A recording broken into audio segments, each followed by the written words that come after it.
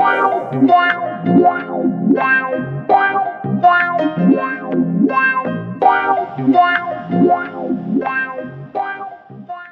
back to What's the Business? It's Bryon. What's the Business? We get into the nitty-gritty of business ownership and entrepreneurship so that we can give you real information about being a business owner in our modern era. And the reason why this podcast exists is because there's so many outlets where they don't really give you the full scope of what being a business owner is. And a lot of people walk in and not really have a good idea of what they're getting into.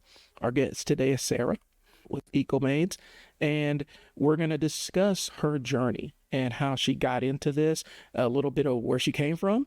So getting started, Sara, can you tell me about your journey that led you to become a business owner?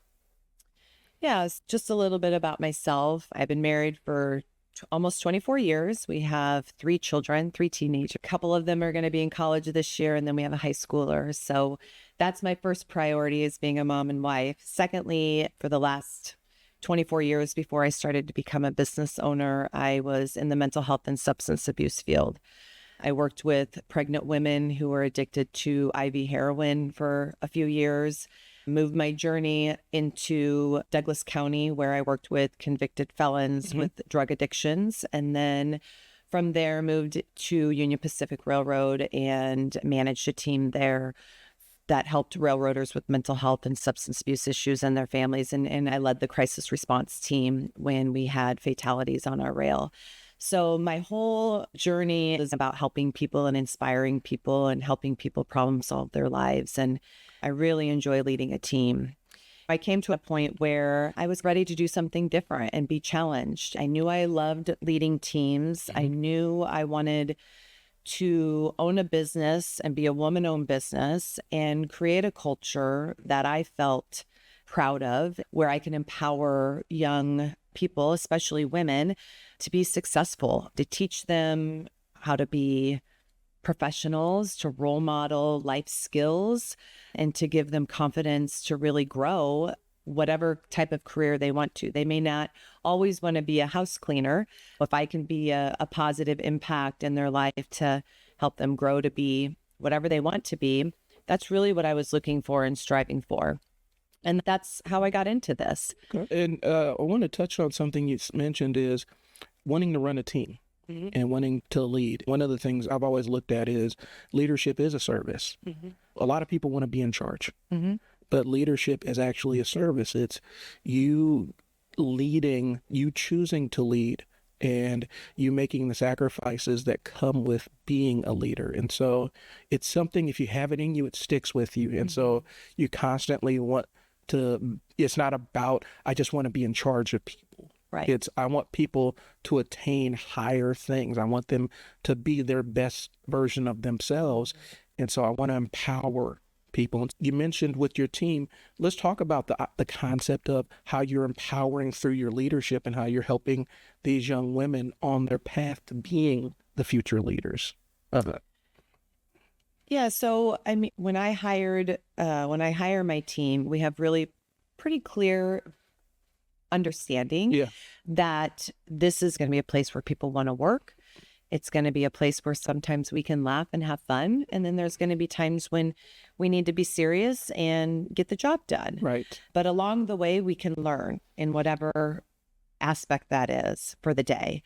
And the goal is to teach these young women how to be a positive person in their community and how to be a responsible person in their community. And really what I try to role model and what I practice with them every day is the importance of communication, not just by a cell phone, but of verbal communication with your customer, with the community, making eye contact, putting your phone down sometimes, saying good morning to your coworkers when you walk in, coming in with a positive attitude, leaving the drama at the door, making it the best day you can have, and also teaching them how to develop relationships. I feel like sometimes that's difficult because our relationships sometimes are just through technology. Yeah. And it's teaching them how to have it in person. And when you go to a customer's home, the importance of greeting them, knowing their name, knowing their pet's name, knowing their likes and dislikes of what they want cleaned and not cleaned, building a relationship that makes the customer feel like they can trust my workers and they feel confident in their work. Also, if there's an issue in the house or something happens, that they need to be responsible and have that conversation with the customer. Hey, this happened today, or hey, we noticed there's a leak in the bathroom, and over communicating when to communicate and how to build those relationships. I tell them all the time, the relationships that you build with your customers matter. Absolutely. Every relationship matters. Every engagement matters. Whether you think it is working or mattering at the time, it does. And the more that you engage with your customers and satisfy your customers, the more work you're going to get. And so just trying to teach them some of those simple things, and those type of skills can go throughout their life, throughout their lifetime. Sometimes the workers that I hire haven't had positive role models, Right. or haven't had a positive environment growing up. And so just trying to show them that's not how it has to be, and just changing that cycle and switching that thinking for them. Was there a turning point where you're like, okay, I'm done, enough is enough? Yeah, I think for me, the turning point of wanting to get out of a corporate America or business and start my own is I wanted to create my own values and my own mission and my own goals. And sometimes in corporate America, the goals, vision, and the direction and the culture are made for you, and you have to fit in it, whether you agree or don't. And for me, it became a turning point that I wanted to create my own. I no longer wanted somebody to tell me what that looked like. I wanted to create it in my own business. And so I think after the length of time that I was in corporate America, it just one day became an aha for me. And I knew that was the direction I wanted to go. So what was your support system when you stepped out? My husband had to be on board, Yeah. right? Because there's financial stresses that can be with a business. There's a lot of commitments, not only on a professional side, but a personal side. My husband had to get on board. I also just had a great support system in the community. We've been involved in the Bellevue community for many years with our kids with sports and education. And I give a lot of my time in different activities into the schools. So there was a lot of that type of support in the community. And just having a conversation with my kids, hey, mom's life's going to look a little bit different and you're going to have to step it up. And your teenager's now and a little bit more self-sufficient. Yeah. And I think just being open with those conversations.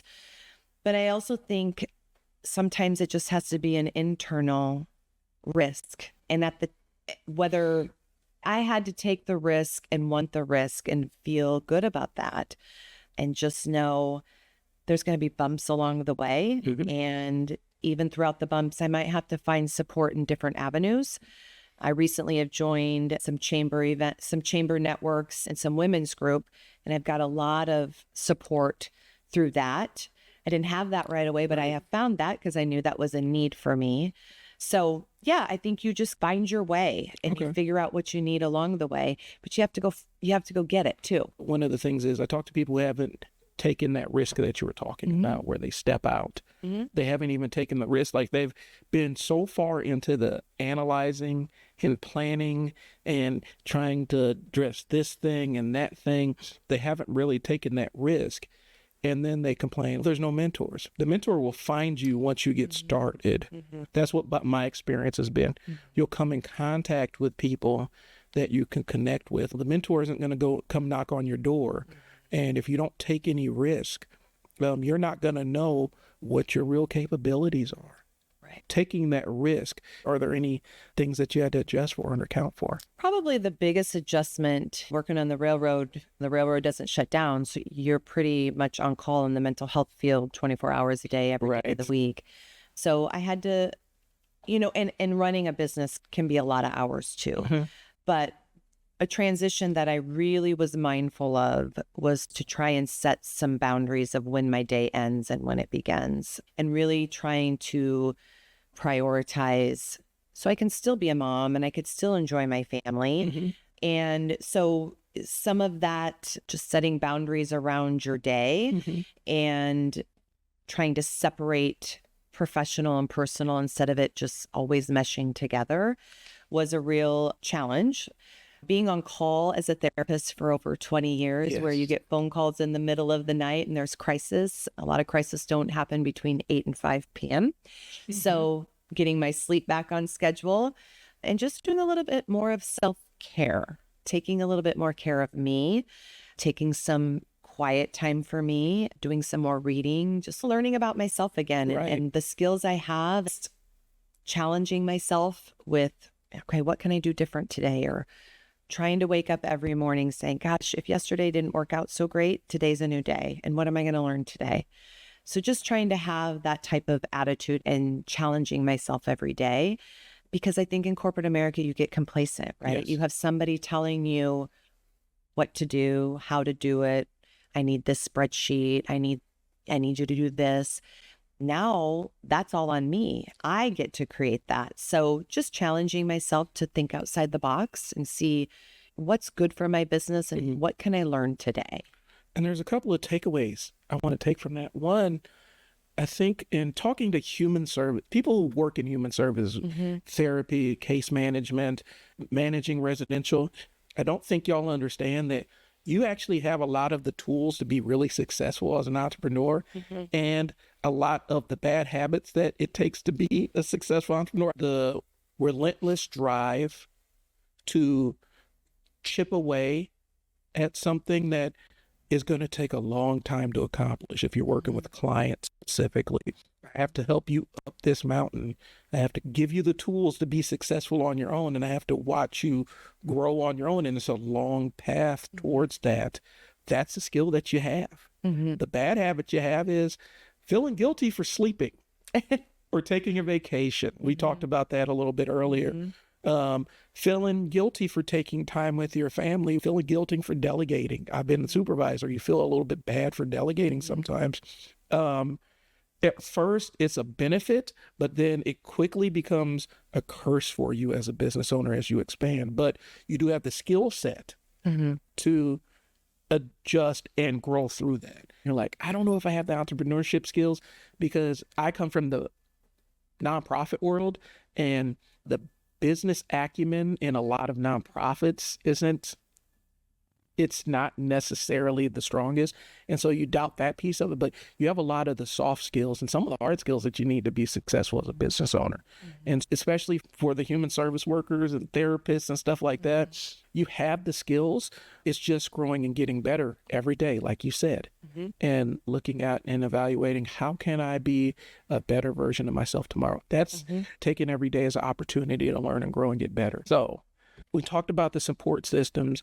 You talked about giving back, and I think you talked about it on two different fronts: giving back with your staff and giving back in the community. What does giving back actually give you? Because I do think we need to discuss that. People don't want to give away their time for free, but it can benefit you. So what do you get out of giving back? So I think for me in this role, what giving back does for me is specifically working with women. I think in the railroad industry, as you can imagine, it's 99.9% men. Nothing bad about that. I think they always try to grow women in that industry, but I worked with primarily men for many years. And there's nothing wrong with that, but I feel that there's so many women out there that have so many skills and have opportunities, but they've been the caretaker while the husband's worked, or they've done different types of jobs, and just helping them and giving them confidence and telling them, gosh, you can do it, right? And when I can give that support and I can have those conversations and I can inspire them, just puts a fire in me that that fire then pushes me to be a better woman-owned business because I can pave the path for them to take the risk. Right. And if I can model that and I can communicate that and I can help them with that, it just fires me to be better and to pave paths for women to want to do that and to feel that they can and to feel that they have the support to do that. So that's what it does for me. You already come from a background of wanting to help people, and you get selfish for that feeling of helping somebody and watching them grow. It's hard to explain to people. You get really selfish for that feeling. I want you to grow. I want you to have the best version of you possible because I'm selfish about it and I want it for you. And that's an amazing place to be. It opens new doorways for you because it's not always about, I put in X many hours and I expect Y many dollars in return. You do that with aspects of your business, but other aspects, planting the seed and keep watering it, and eventually it will grow and grow into something that can feed you and your family. But you have to keep watering it. You have to keep coming back. You can't come and yell at the seed, what are you doing? Let's get it together. I've dumped this many gallons of water on you. What's happening? So it's exciting. And I wish everybody could experience that feeling of what it's like to help people and watch them be better versions of themselves. It's addictive. Okay. And you got into my next question was, how is your role as a business leader? How does that allow you to empower women and members in the community? Is there anything you want to add on to that? No, I just think, just don't wait on your goal, right? Don't wait on your vision, Right. Because it might be too late. And I know the financial stresses in insurance and stuff like that is what keeps people from that dream, right? Or that vision or taking that risk. By walking through that and figuring some of that out for myself, that's some information that I can have conversations about. Yes, financially you have to take a risk, and yes, you have to find insurance, but it's possible. And don't ruin your dream and your vision if that's the only thing holding you back. Deep and figure out, like, what are the things really keeping you from your dream? And if it's just a few things, you might be able to work through it, and I might be able to help you. Okay. Any specific insights that you picked up on your personal growth journey that's really helped your business strategies? Like you growing as a person and, okay, this is the lesson I learned. This is how I'm going to apply it to my business. Oh, I think I've learned a lot. My goal is to never have it fail. But no matter what happens with this business, no matter what direction it goes, there are no regrets. I have learned more about myself and found more strengths in myself and have challenged myself more in this business than I did 24 years as a therapist. It has put me out of my comfort zone in some areas. I knew I was good with people. I knew how to lead a team. I knew that I could create a culture that I had envisioned and felt strongly about in my heart. I knew that I had support on the financial side. But there's a lot of other hats I had to wear too. Right. Starting a business from the ground, I had no employees. I had 0 customers when I started. I knew I had the drive and the motivation to grow it. But what I learned was that along the way, being a business owner when you get started can be also very lonely. Yes. And that part I didn't realize. And that's a part I had to figure out and fulfill. I just put my head down every day, long hours. I got to build this business. I got to be in the field. I got to train this team to be the best they can. I got to create a culture that people want to come work for. And I was in the grind. Oh, yeah. 8 months. Then I started to think about, okay, gosh, I just feel really lonely. And this is super vulnerability and transparent, right? Right. That sometimes people don't want to talk about. Exactly.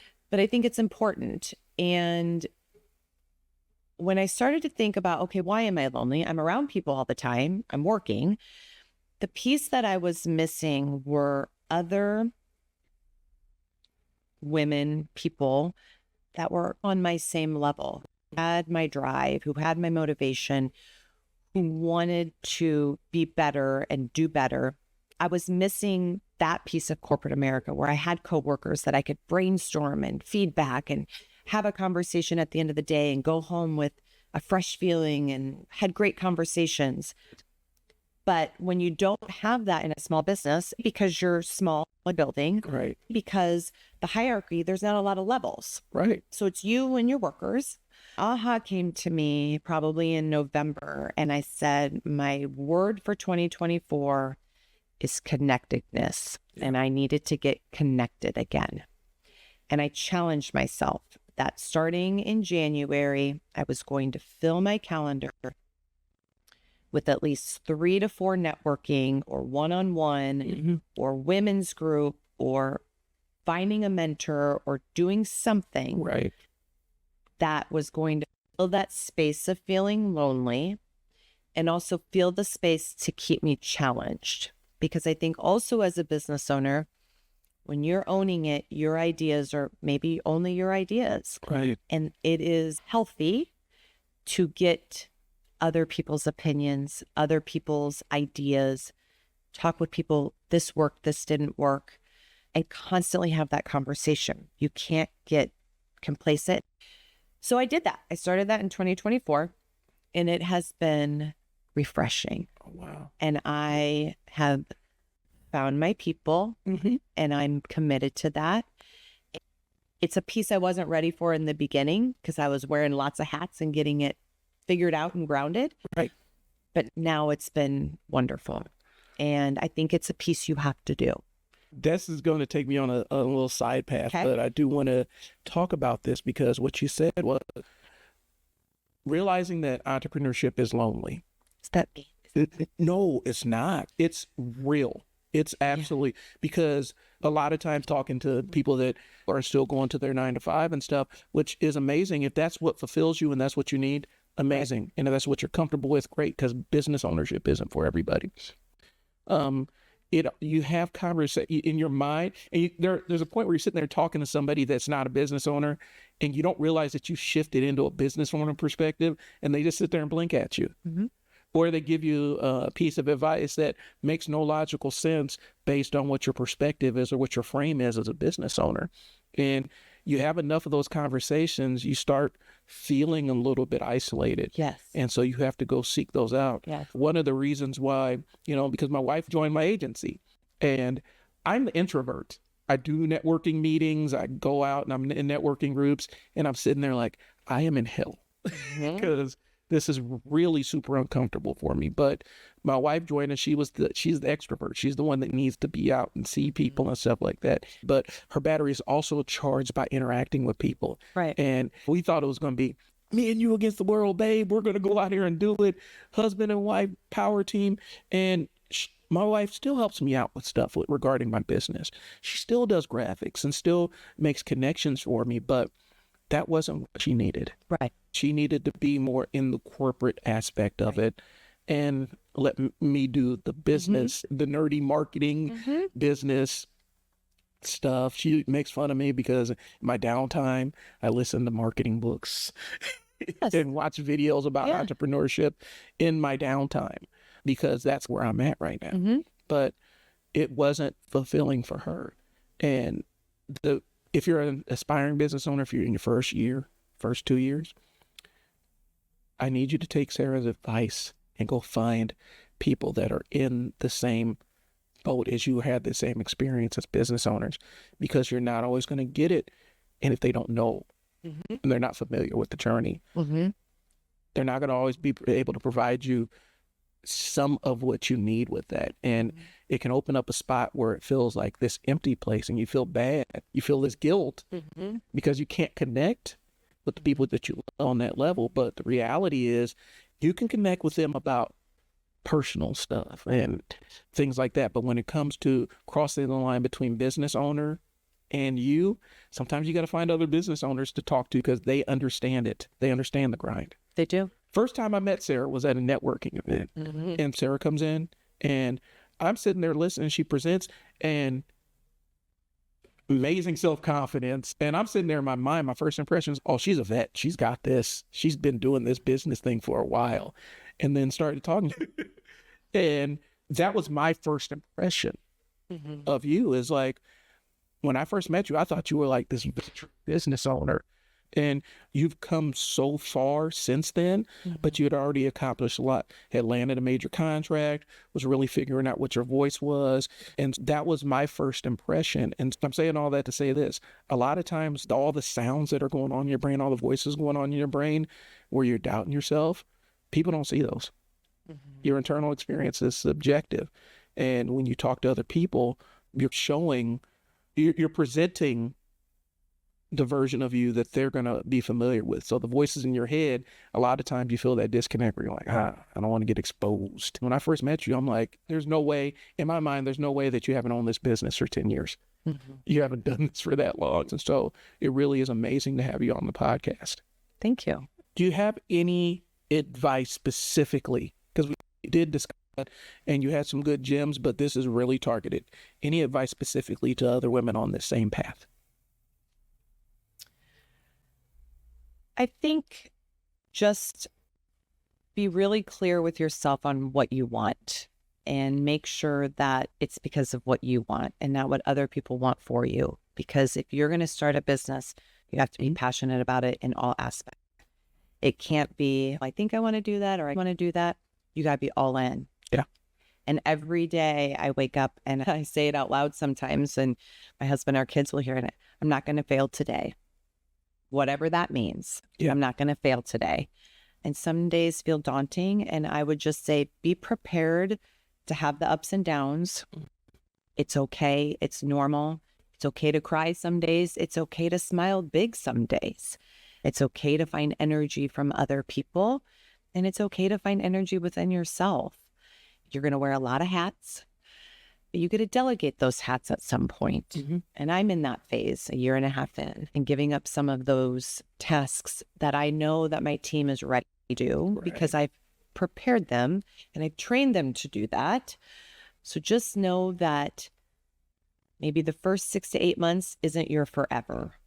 You can turn it into what you want to turn it into.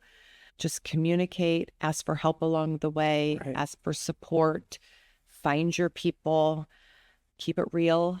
I was just talking with a group yesterday and I said, go to all these networking events and everyone talks about their business and all the successes, and which is great. I love that, right? That's what we should do. But the piece that's missing that I've noticed is that there's not a group of vulnerable conversations. And I'm craving it. And I think a lot of us are craving it. And it's those conversations such as, gosh, hiring is really hard right now. This structure or hierarchy that I'm developing is not working. Hey, I'm thinking about doing this. Have you ever tried that in your business? Would you suggest I try that? This is a lonely business. What did you do to fill the gap? You've been a business owner for 10 years. What have you been doing? Help me. You help me be better. Today, this week, I've lost 3 customers and that feels really crappy. How do you, as a peer, what advice do you have for me? How do you get through those days? It doesn't mean you're not a good business owner. It doesn't mean you shouldn't refer people to me because I'm failing. It means that it's a real situation that's happening in a small business that you own. That's going to happen. It's not all the time, but when you can find your people and have those vulnerable conversations and be super honest and transparent, and they don't judge you for that, that's amazing. And that's the point I'm at in my business, is seeking some of them, those types of people out. Let's be real. I'm not going to judge you. You're not going to judge me. It's probably not going to go outside the door, but we're going to grow. We've been honest with each other today. I love that. And I'm going to throw another free game in there because there's a couple of details in there that I wanted to discuss. On the record, off the record, however we want to do it, that's your channel right there. That's your content right there. Those vulnerable conversations for business owners. I've done it with Unstuck Sessions. That's another one of my podcasts. I have an entire series about having ADHD, being a business owner, dealing with strong imposter syndrome. There's one where I'm not about to cry in this podcast in front of y'all when you feel like you want to quit doing what you're doing. And so there's a space for those. There's this psychological concept, because I'm also a cognitive science nerd. Recommendation for a book, You Are Not So Smart and Be Less Dumb by Dave McRaney. Amazing stuff, amazing podcast.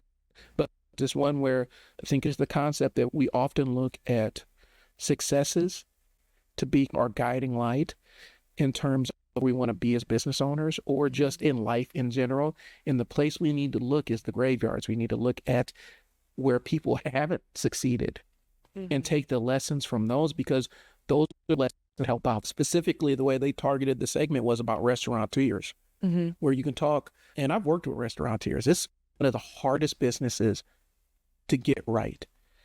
Even very talented people struggle with it. Very successful people. You can be successful in one restaurant, a total failure in another restaurant, doing the same thing, essentially. It just is one detail that you miss. And a lot of times they look at this small percentage of restaurants that have made it. You need to go to where people are having real conversations about, I made a bad hire. Did you? This person, or I hired the wrong customer. I should have fired them earlier. I threw all my eggs in one basket and now I got burned. Having these conversations where that's something that is needed. And so that's a non sequitur. To pivot back to what you were saying in terms of the delegation piece, that is an important piece for business owners to understand, because I'm going to tell you, this comes from one supervisor to another. The easiest thing in the world is to delegate something to somebody. They absolutely fail catastrophically at it. And they're like, okay, guess what? I do it with my kids too. I'll do it myself. Right. My daughter got on me yesterday for doing that, because I had her go in the front yard. She's a wee thing. She's 14, but she's not really that big. And so the lawnmower is bigger than her. And so I see her out there mowing. She's struggling with the patch. I just go do the patch. And she's like, Dad, I want to do the job. Took that from me. As a business owner and entrepreneur and boss. Do you ever find yourself falling down that path of, I'll do it myself? Yes. And then usually in the long run, I'm mad at myself because I took it back. Right. But I think as a business owner, through the process of delegation, what you delegate, they may not do it exactly how you do it, but if it still gets done, sometimes as a business owner, you just have to be okay with that because it's off your plate. And I think in the beginning, as a business owner, you're in control of everything, right? Yeah. It's your name, it's your reputation, it's your baby. And as you grow, you learn that you have to allow others to participate in that and to own some of that. Right. And what you delegate may not be exactly how you want it to be done. There may be bumps along the way. It may not go as you expect. But as long as you can provide feedback and you can have the conversation and explain in a non-degrading way how you want it to be done, it'll work out. But you have to delegate. Right. You will burn yourself out and put yourself in the ground if you think you're going to wear every single hat in your business for a lifetime. You just can't. The delegation piece and giving constructive feedback is a huge piece. I had a supervisor that told me one time, and this is the first thing that put me and her at odds, was I had a staff that was not doing, he was struggling with some aspects of stuff, and I was trying to give him pathways to learn and say, this is how you do it the right way, and give him opportunities and reps. Sports, you give people reps to get better. And so I'm giving them reps and giving it back along the way. And so her thing, she pulled me in the office and said, well, sometimes you just got to tell people you suck until they quit. And I said, I don't manage like that. And if that's how you want me to manage, then this is not going to work. And I think sometimes it's the balance between, okay, It's the fifth time I told you about this. What can we do to figure out how to get this done the right way versus I'll do it myself. Right. And so it is finding a harmony between those two things. Okay. Depression rates among business owners, even super successful business owners. I don't know if you watch Alex or Layla Hermosi on YouTube. Amazing business content. He had some stuff talking about being vulnerable, losing it all. But young, good-looking couple. He's a former power lifter. She used to do all the fitness stuff. And now they have a portfolio of companies that's on its way to $1 billion. Wow. They did do a little bit more relation stuff, but there's a piece where he talked about dealing with his depression. And there are days where he's working super successful job as a management consultant, where basically you go in and liquidate businesses essentially. And he said he woke up and didn't want to be here anymore. And so highly successful people are susceptible to this too. Oh, yeah. And so having those vulnerable conversations is important. I think it is too much focus on all the stuff that goes right. And none of the emptiness super successful people have. Okay. So the next segment is we're going to talk a little bit about ecomaids. Why'd you choose this as a franchise? And talk about some of the core values and how they cross over to what you're doing and where you want to be in 5 years with this.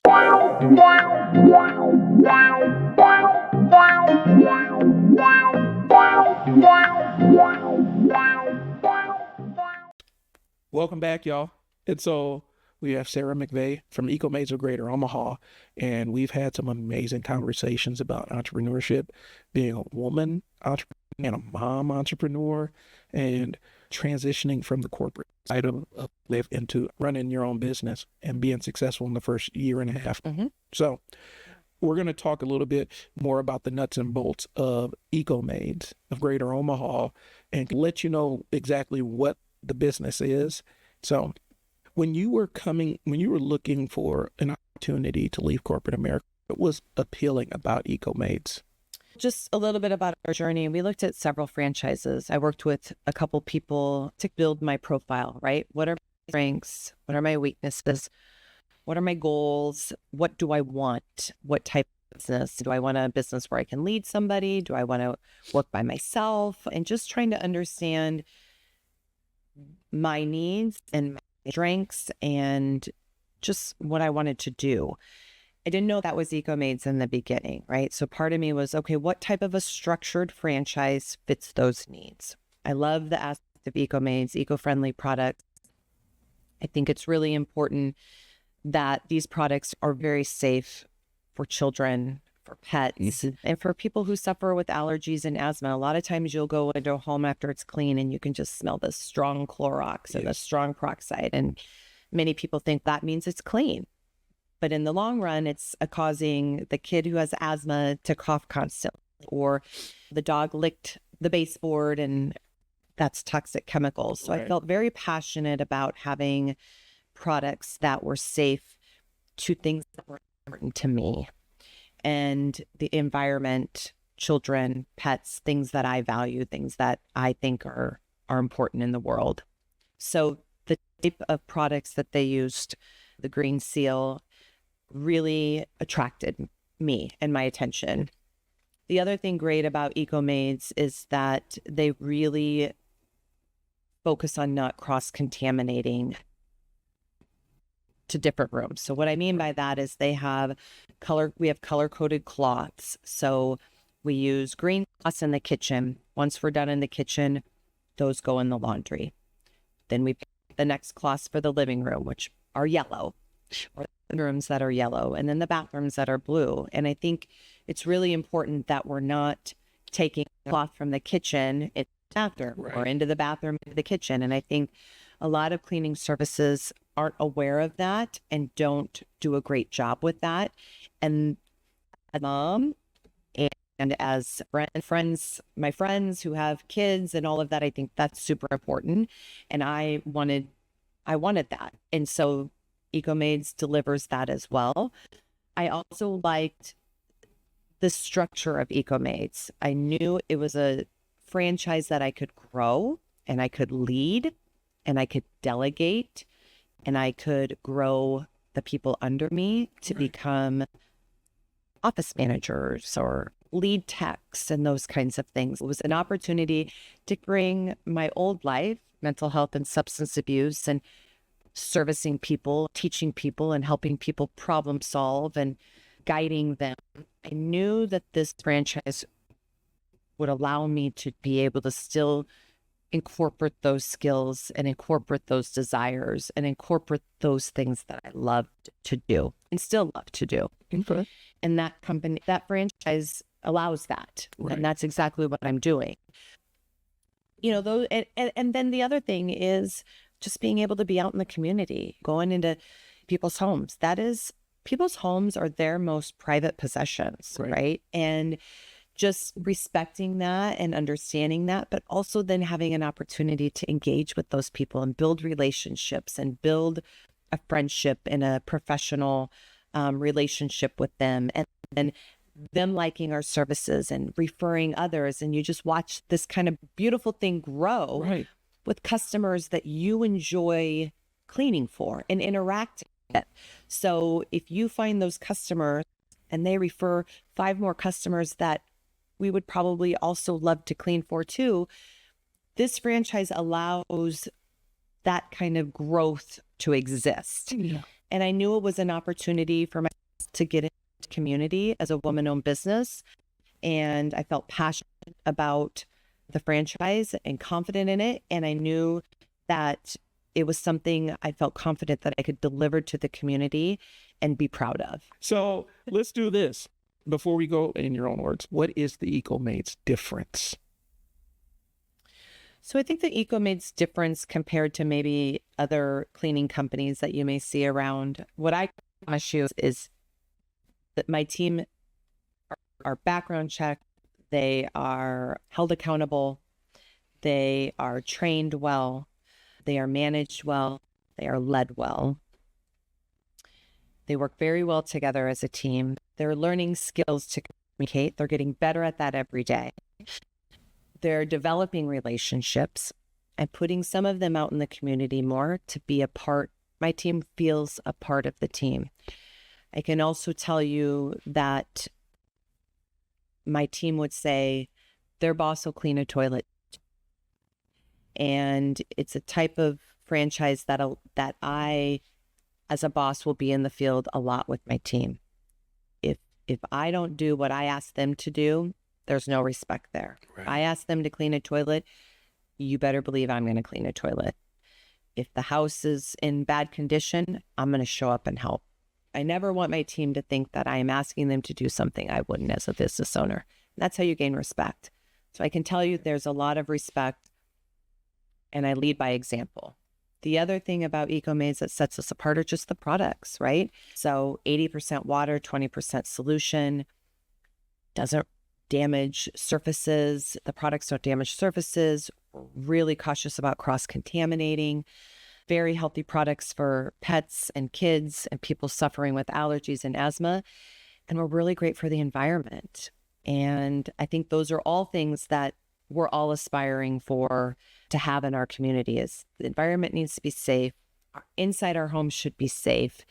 And the people that come in the homes, you should feel confident that they are going to treat you well and be professional, and you can trust them. In 5 years, where do you want to be as Sara McVay and as the owner of ecomaids?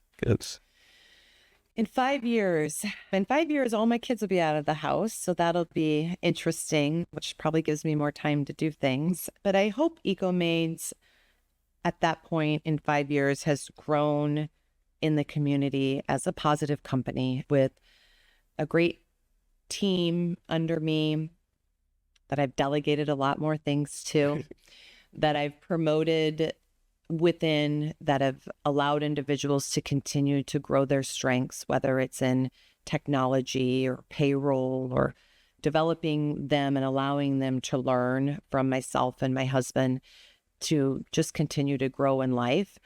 And at that point, I'm hoping that I get to take a step back a little bit, right? And let that business run with the people that I've trained and that I trust and feel confident in.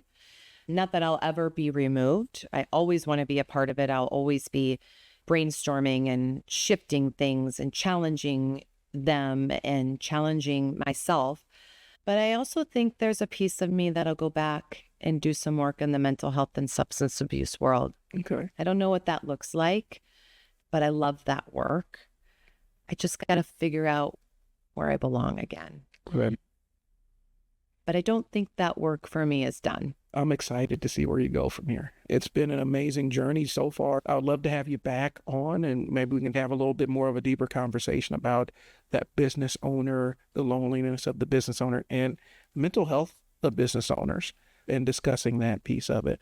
Thank you for being on the show, and I look forward to see what your journey is moving forward. Thank you for having me. You're welcome. I've had a great time. Guys, today has been a great day. And so hopefully there's been lots of jewels you've been able to take out of this podcast. We'd like to thank Sara McVay for coming on. And it's Bryon. I guess I'm speaking for Brandy too. And we're asking you, what's the business? Thanks for tuning in. We'll talk to you guys later. Thank you. Wow.